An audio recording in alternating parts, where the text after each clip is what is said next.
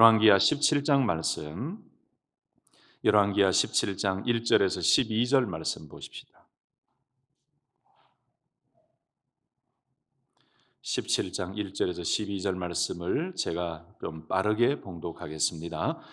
유다의 왕 아하스 제12년에 엘라의 아들 호세아가 사마리아에서 이스라엘 왕이 되어 9년간 다스리며 여호와께서 보시기에 악을 행하였으나 다만 그전 이스라엘 여러 왕들과 같이 하지는 아니하였더라. 아수르의 왕 살마네셀이 올라오니 호세아가 그에게 종이 되어 조공을 드리더니 그가 애굽의 왕 소에게 사자들을 보내고 해마다 하던 대로 아수르 왕에게 조공을 드리지 아니하매 아수르 왕이 호세아가 배반함을 보고 그를 옥에 감금하여 두고 아수르 왕이 올라와 그 온 땅에 두루 다니고 사마리아로 올라와 그곳을 3년간 에워쌌더라. 호세아 제9년에 아수르 왕이 사마리아를 점령하고 이스라엘 사람을 사로잡아 아수르로 끌어다가 고산 강가에 있는 할라와 하볼과 메대 사람의 여러 고을에 두었더라. 이 일은 이스라엘 자손이 자기를 애굽 땅에서 인도하여 내사 애굽의 왕 바로의 손에서 벗어나게 하신 그 하나님 여호와께 죄를 범하고 또 다른 신들을 경외하며 여호와께서 이스라엘 자손 앞에서 쫓아내신 이방 사람의 규례와 이스라엘 여러 왕이 세운 율례를 행하였습니다. 이스라엘 자손이 점차로 불의를 행하여 그 하나님 여호와를 배역하여 모든 성읍의 망대로부터 견고한 성에 이르도록 산당을 세우고 모든 산 위에와 모든 푸른 나무 아래에 목상과 아세라상을 세우고 또 여호와께서 그들 앞에서 물리치신 이방 사람같이 그곳 모든 산당에서 분향하며 또 악을 행하여 여호와를 경노하게 하였으며 또 우상을 섬겼으니 이는 여호와께서 그들에게 행하지 말라고 말씀하신 일이라. 아멘. 아멘. 이 열왕기하 17장 말씀은 이 열왕기서 말씀 가운데 또 중요한 한 역사의 장면을 우리에게 말씀해 주고 있습니다. 그 이유가 뭐냐 하면은 북이스라엘이 이제 아수르에 의해 포로로 끌려가면서 멸망되어지는 말씀이에요. 근데 이 17장 말씀은 참 긴 장입니다. 41절까지 나오는 말씀인데 이 절은 길지만 하나님께서 왜 북이스라엘이 멸망할 수밖에 없었나? 왜 하나님께서 이 이스라엘을 아수르의 포로로 끌려가게 하시며 고난의 고통의 그 시대를 허락하셨나? 그 이유에 대해서 아주 명확하게 한 절 한 절 하나님께서 다 말씀해 주시는 거예요. 어떻게 보면 우리가 법정에서 검사가 그 판사 앞에서 어떤 피고인에 대해서 이 조목조목 따지면서 무엇이 잘못되었는가를 이야기하듯이 이 17장의 말씀은 왜 북이스라엘이 멸망할 수밖에 없었는지에 대해서 하나님의 요약서라고 할 수 있을 정도로 아주 구체적으로 나와 있습니다. 그런데 여러분, 오늘 이 17장 말씀에서 북이스라엘이 아수르의 포로로 끌려가고 소위 말하는 멸망당함이 이루어지고 난 이후에 18장부터는 북이스라엘의 왕에 대한 얘기가 한 명도 안 나옵니다. 이제 18장부터는 남유다의 왕 이야기, 남유다 이야기만 끝까지 나옵니다. 쭉 보시면 오늘 17장 이 호세아가 북이스라엘의 마지막 왕으로 등장하고 그리고 이스라엘 민족이 악하고 타락해서 이제 아수르에게 멸망을 당하지요. 이방 땅으로 끌려갑니다. 흩어져서 살게 되고 고통을 당하게 됩니다. 그러면서 18장에는 이제 남유다 왕 히스기야의 선한 정치 그 말씀부터 해서 이사야가 나오고 쭉 해서 남유다 왕에 대한 이야기가 나오고 25장에 그 말씀이 딱 맞춰지게 되는 거예요. 근데 여러분 잘 보세요. 오늘 성경에 지금 눈을 한번 돌려보세요. 17장 1절에서 2절은 북이스라엘의 마지막 왕 호세아에 대한 이야기고요. 그 다음에 아수르에 의해서 북이스라엘이 멸망했다는 내용이 3절에서 6절에 나오고요. 그 다음에 7절에서 12절까지는 왜 북이스라엘이 멸망했는지 그 첫 번째 원인이 우상숭배라고 말씀하고 있어요. 그리고 13절에서 18절 말씀은 두 번째 원인을 하나님의 말씀에 대한 거역이다, 배반이다 이렇게 나와요. 그리고 20절, 19절, 20절은 유다도 똑같다 이렇게 해요. 유다도 북이스라엘의 잘못된 점을 따라갔다라고 경고해요. 그 다음에 21절에서 23절은 여로보암의 죄를 기억나게 하면서 여로보암의 죄를 따라갔던 그 죄를 하나님이 말씀하세요. 자, 그리고 24절과 26절에는 이 이스라엘 민족이 다 아수르에 의해서 포로로 끌려가고 다 강제 이주가 되어지고 아주 고난의 시기가 시작되다 보니 그 사마리아에는 빈 공간이 되어버리죠. 근데 이 공간에 아수르 왕이 다른 민족들을 옮겨서 살게 만듭니다. 그리고 거기서 하나님께서 또 몇 명을 죽입니다. 왜냐하면 하나님 앞에서 말씀을 순종하지 않으니까. 그 다음에 27절부터 33절까지는 어떤 한 사람이 그 이유에 대해서 하나님이 왜 사람을 죽이느냐라는 그 이유에 대해서 얘기하고 난 이후에 한 제사장을 불러서 이 이스라엘 백성들이 섬겼던 그 여호와를 섬기는 법을 좀 가르쳐 줘라. 근데 다른 민족들이 사마리아에 와서 살아본들 그들이 하나님을 제대로 알겠습니까? 예배를 제대로 못 드리죠. 여기에서 무슨 현상이 나타나냐? 혼합주의가 나타나요. 자기 신도 섬기고 우상도 섬기고 가르치니까 어쩔 수 없어서 하나님을 섬기는 것처럼 그렇게 흉내는 내요. 그래서 27절 이하에는 혼합주의 신앙이 얼마나 무서운지를 말씀해 주고 있어요. 그리고 마지막 34절에서 41절 말씀에는 이 시내 산 언약, 하나님께서 이미 말씀하셨던 그 이스라엘 백성 약속의 말씀과 언약을 맺었던 그 이야기를 하면서 그 말씀을 따르지 아니하고 우상을 숭배했던 그 이유를 말씀하면서 하나님께서 이 북이스라엘의 경고에 대한 말씀으로 마치고 또 이 말씀이 끝이 납니다. 자, 이렇게 좀 크게 이야기했지만 조금만 더 우리가 보십시다. 여러분, 멸망의 가장 근본 원인을 무엇이라고 했냐면은 1장에서 6절에 보면은 이 이스라엘의 왕 호세아가 마지막이 되면서 결국은 아수르에서 멸망하게 된다.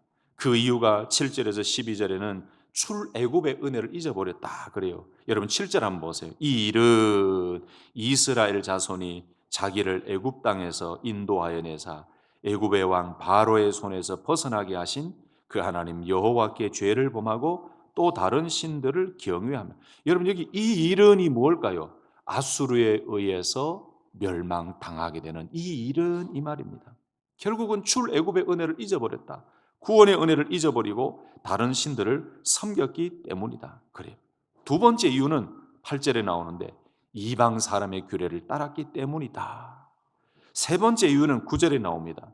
이스라엘 자손이 점차 불의를 행하고 여호와를 배반하고 모든 성읍에 산당과 목상과 아세라상을 세워서 산당에서 분향하게 하며 악을 행하게 해서 여호와를 경노케 했다.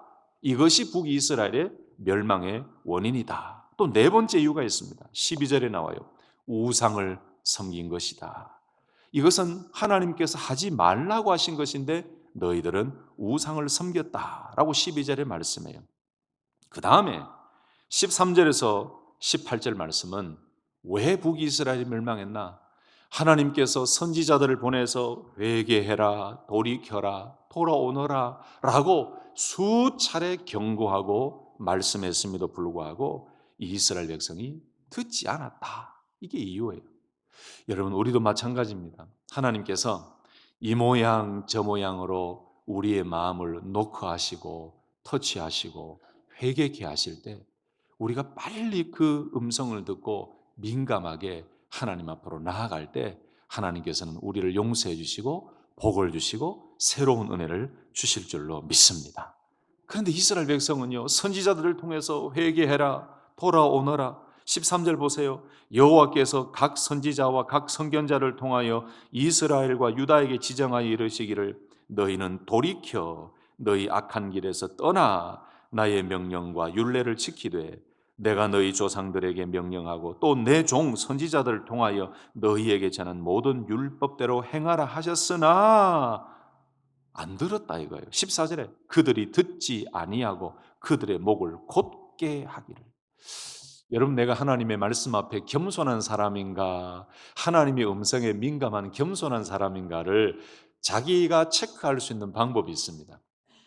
하나님의 말씀이 내 귀에 내 마음에 뿌려질 때 내 목이 부드러워지는가 곧아지는가를 보면 알아요.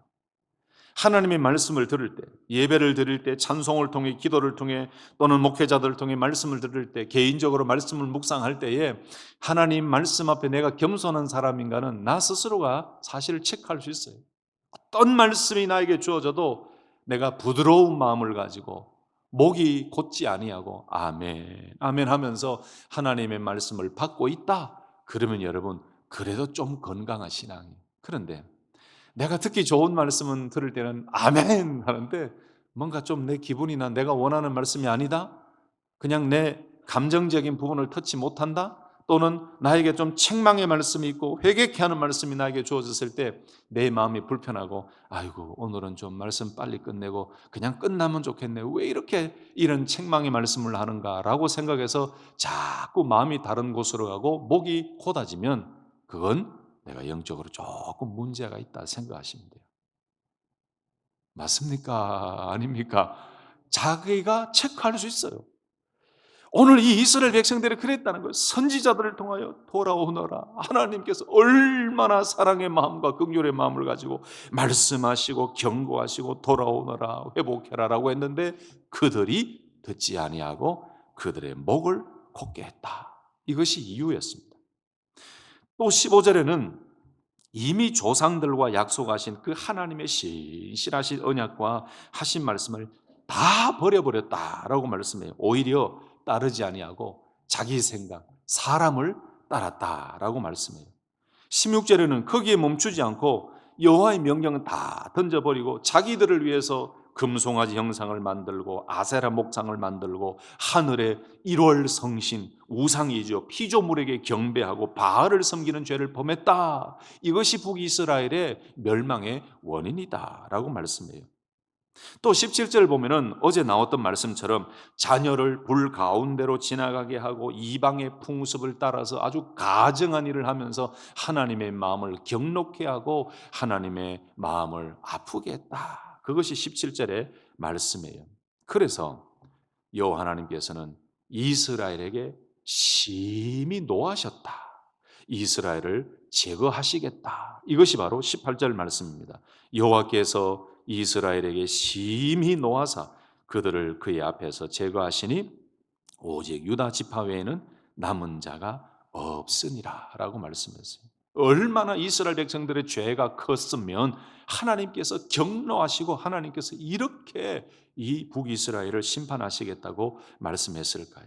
그 다음에 19절에서 23절 말씀 보시면 남유다도 아까 말씀드렸던 남유다도 북이스라엘처럼 똑같다. 여호와 하나님의 명령을 따르지 않은 것은 마찬가지다라고 말씀하시면서 이 두 절의 짧은 말씀 속에서도 이 유다를 책망하시며 결국 북이스라엘의 멸망의 원인 중에 가장 큰 원인은 여로보암의 죄를 따르지 아니하였다라고 19절부터 23절까지 쭉 말씀하고 있어요. 하나님의 명령을 따르지 아니하고 사람의 방식을 따랐고 결국 북이스라엘의 멸망의 큰 이유는 초대 왕이었던 여로보암의 죄악 때문에 그 뒤를 따라서 여전히 거듭하여 죄를 짓고 있는 이스라엘의 모습이 하나님께서 심판하신 아주 큰 원인이었습니다.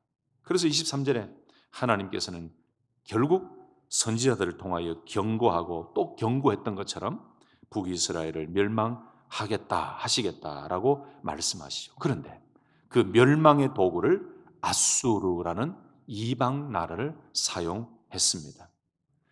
아까 말씀드렸던 아수르에 의해서 이 북이스라엘이 포로로 끌려가고 다 다른 나라로 흩어져서 살게 되면서 소위 말하는 멸망의 길로 빠져갔죠. 얼마나 고통스럽습니까? 그러니까 그 다 포로로 끌려가고 남은 그 사마리아 지역에 이스라엘 사람들을 대신하여 다른 민족들을 이주시켜서 살도록 했지요. 그런데 거기에 이주해 온 이방 민족, 다른 민족들이 하나님을 알겠습니까? 모르죠. 그러니까 하나님께서 사자들을 그들 가운데 보내서 몇 사람을 죽이셨어요. 이게 하나님께서 말씀하시는 거죠. 그랬더니 어떤 한 사람이 아수르 왕에게 이런 이야기를 합니다. 사마리아 이주시킨 다른 민족들은 여기 있던 살던 이스라엘 민족들이 다 포로로 끌려갔는데, 원래 여기 있던 이스라엘 민족들이 섬기던 신이 있는데, 지금 새로 여기 와서 살고 있는 그 다른 민족들은 그 신을 섬기는 법을 모릅니다. 그 섬기는 법을 가르쳐야 됩니다. 이렇게 건의를 해요. 여러분, 하나님을 섬기는 법을 모른다, 이런 의미인데, 하나님을 모르니 그 땅의 신의 법을 이렇게 표현하고 있다는 거죠. 그래서 이 아수르 왕이 듣고 한 제사장을 불러서 그 땅의 신의 법을 가르쳐라.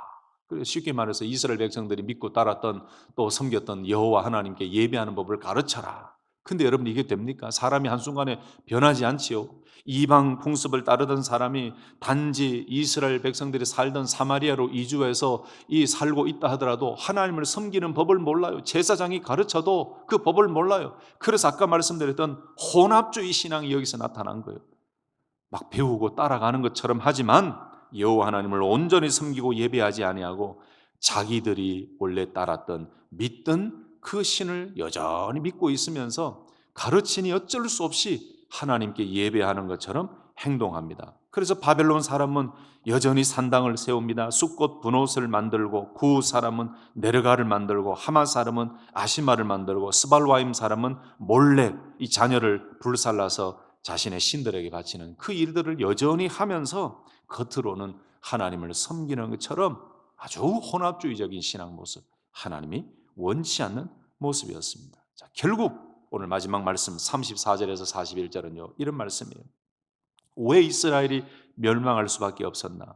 왜 아수르의 포로가 되면서 고통의 시간이 시작되었는가? 하나님께서 이전에 이스라엘과 약속하셨던, 이전에 야곱과 약속하셨던 그 말씀을 쭉 설명하면서 여호와를 경외하지 아니했고 야곱의 자손에게 명령하셨던 율례와 법도와 율법과 계명을 준행하지 아니하였기 때문이다라고 쭉 41절까지 34절에서 설명을 하십니다. 오늘 말씀의 가장 중요한 그 내용이 여러분 무엇일까요? 왜 북이스라엘이 제목처럼 멸망했을까요? 그 이유가 무엇일까요? 저는 개인적으로 몇 가지를 요약해 드리면, 구원의 하나님을 버려버렸다. 이방의 규례, 세상의 방식을 따라 살아갔다. 그리고 산당을 설치하고 우상 숭배하는 일을 했다. 그리고 선지자의 경고를 무시하고 회개치 아니했다. 하나님께서 야곱과 세우셨던 그 율례와 언약을 버리고 헛된 길, 인간의 길로 달려갔다. 그리고 하나님의 명령과 율법을 어기고 금송아지, 바알, 그리고 여러 우상을 섬기는 길로 전락해 버렸다.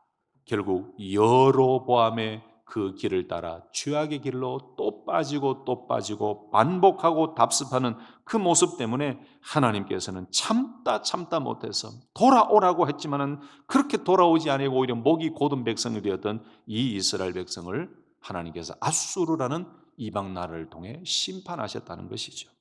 여러분, 오늘 말씀, 이 말씀을 통해 여러분들에게 주시는 하나님의 음성은 어떤 음성입니까? 오늘 이 말씀을 통해서 우리 개인과 교회를 향하여 주시는 하나님의 음성을 듣기를 원합니다. 혹시 우리의 신앙과 우리의 삶에도 오늘 이스라엘의 이 멸망 이유를 말씀하시는 17장에 나오는 한 가지라도 내가 포함되어서 내가 혹시나 하나님의 마음을 아프게 하고 있지는 않은가 생각하면서 다시 이 말씀을 가지고 새롭게 변화되어 혼합주의나 양다리를 거쳐 있는 교회와 세상을 양다리를 걸쳐 있으면서 우리의 신앙생활 잘하는 것처럼 생각하지 말고 오직 하나님만 바라보고 오직 말씀하신 대로 오직 주님만 바라보고 오직 하나님만 의지하고 오직 주님이 이끄시는 대로만 순종하며 가겠습니다라는 결단으로 오늘도 내일도 주님 오시는 그날까지 믿음으로 승리하셔서 늘 주님의 칭찬을 듣고 하나님의 놀랍게 쓰임을 받는 축복의 통로로 나아가시기를 예수님의 이름으로 축복합니다. 아멘. 기도하겠습니다.